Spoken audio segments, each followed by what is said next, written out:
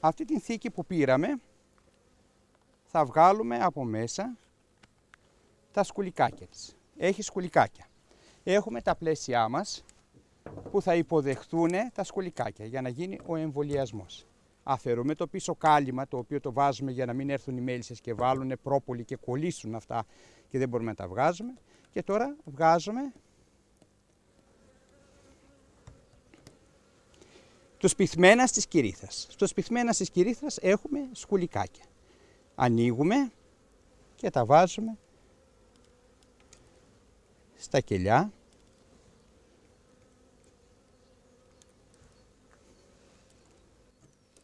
Είναι τόσο απλό λοιπόν. Και έτσι γίνεται ο εμβολιασμός πάρα πολύ απλά και αποδοτικά. Ήδη αυτή τη στιγμή έχω μεταφέρει 60 κελιά.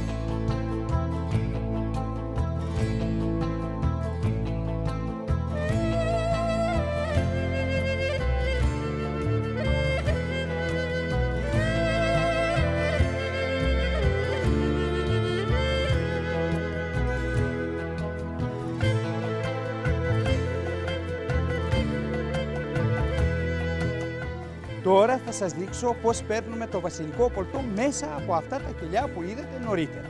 Αυτή είναι η αντλία βασιλικού πολτού, την οποία κατασκευάσαμε εμείς εξ ολοκλήρου.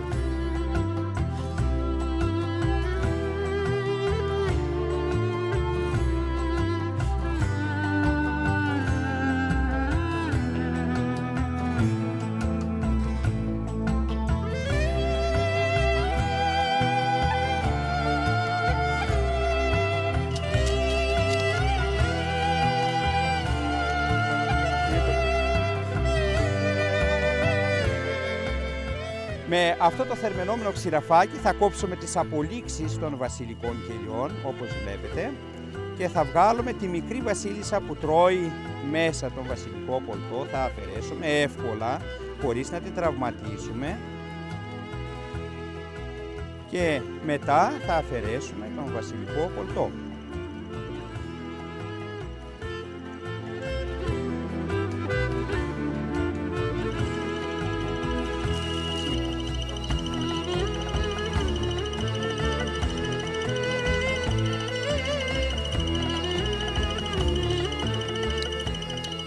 Τώρα θα βγάλουμε την μικρή βασίλισσα μέσα από τα κελιά για να αντλήσουμε το βασιλικό πολτό που αυτά περιέχουν.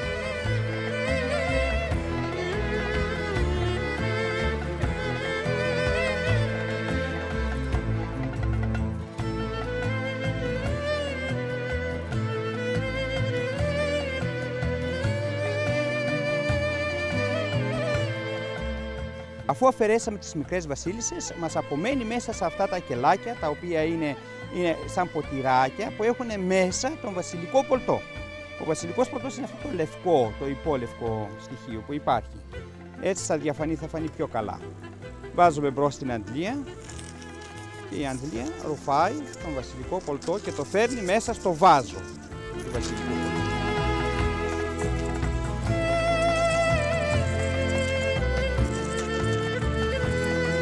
Και καθαρίζει τα κελιά, δεν ασθενεί τίποτα.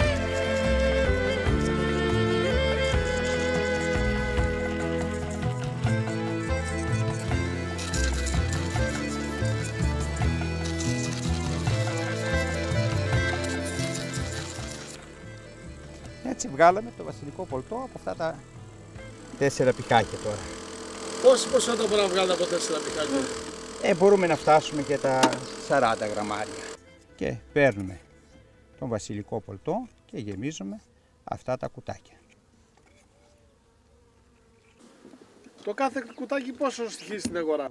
Το κάθε κουτάκι αυτά περιέχουν 14 γραμμάρια και κανείς στην αγορά μπορεί να το βρει. Το γραμμάριο κυμαίνεται από 2, 2,5 μέχρι 3-4 ευρώ το πολύ.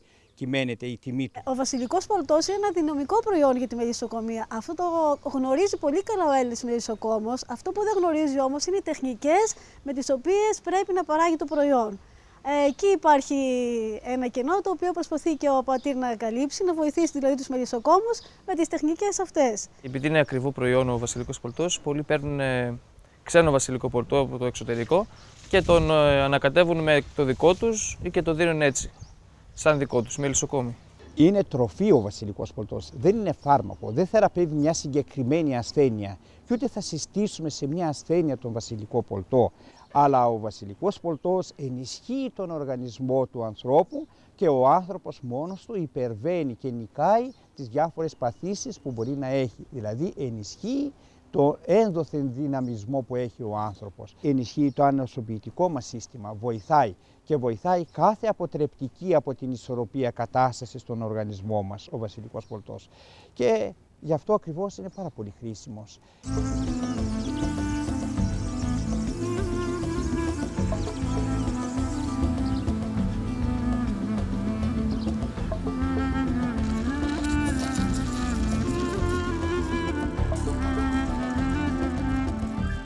Ο Πάτερ εδώ και 10 χρόνια κάνει τα σεμινάρια, βοηθάει πάρα πολύ τους μελισσοκόμους, τους δείχνει νέες μεθόδους, τις παρακολουθώ και εγώ, είναι πρωτοποριακές και από τη μεγάλη συμμετοχή και από τον κόσμο που φεύγει ευχαριστημένος δείχνει ότι γίνεται μια σωστή δουλειά σε αυτά τα σεμινάρια.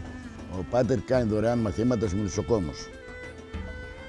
Αφήνει τη δουλειά του από εκεί και έρχεται εδώ και φέρνει τα μελίσια εδώ και κάνει το μάθημα πάνω στα μελίσια. Τους δείχνει δηλαδή πώς Ναι, μπορούν να πάρουν γίνεται ο βασιλικός πολτός, πώς γίνονται τα πάντα όλα.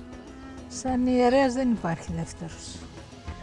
Σαν μελισσοκόμος, αφού σπούδασε σε αυτά πάνω ο άνθρωπος. Μάλιστα. Ασχολείται πολλές ώρες με τα μελίσια. Ναι. Και αυτός και η οικογένεια, τα παιδιά του. Είναι από τους καλύτερους. Έχει κάνει το μεταπτυχιακό του στην Αμερική, πάνω στη γενετική της βασίλισσας. Όσοι ακούνε το όνομά του μιλάνε με τα καλύτερα λόγια για αυτόν σαν επιστήμονας. Και βέβαια το μέλι του που τρώμε, το βασιλικό του πολτό που είναι από τα καλύτερα.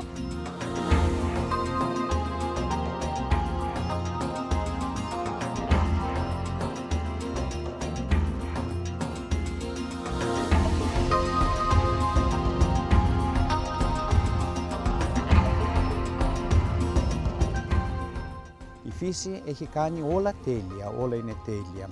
Η μία μέλισσα συμπληρώνει την εργασία της άλλης και η ζωή της μιας μέλισσας εξαρτάται από τη διπλανή της. Είναι μηνύματα αυτά που θα μπορούμε και εμείς οι άνθρωποι να τα δούμε μέσα στην οργάνωση της Κυψέλης και στη ζωή της Κυψέλης για να τα μεταφέρουμε και στη δικιά μας την κοινωνία. Και έτσι η αγάπη του ενός προς τον άλλον που μπορεί να ξεκινήσει από το διπλανό του μπορεί να φτάσει πολύ μακριά και να καταλάβει ο κάθε άνθρωπος ότι η ζωή του διπλανού του δίνει τη δικιά του τη ζωή και όχι το αντίθετο.